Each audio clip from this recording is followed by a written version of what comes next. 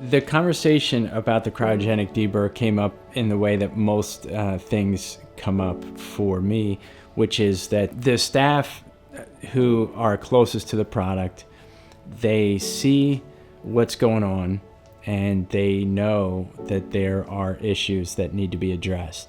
So in the case of cryogenic deburr, we have a commitment to make low leak products. So at some point it became apparent that in order to serve our customers well, there was no choice but to invest in a cryogenic deburr machine.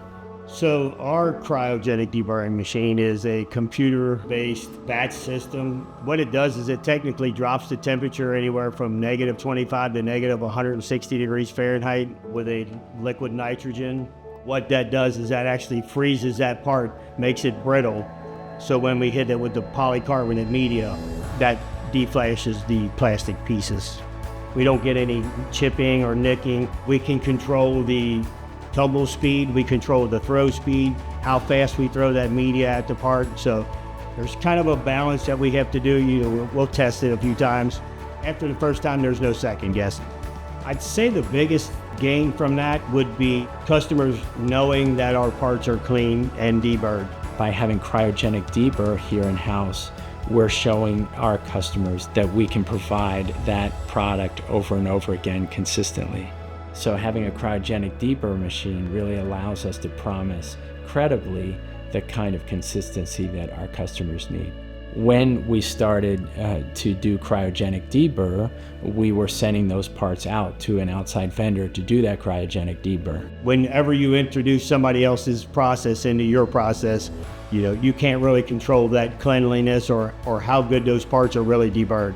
Now, the way we do it, we control each batch that we do. We control how clean those parts are too.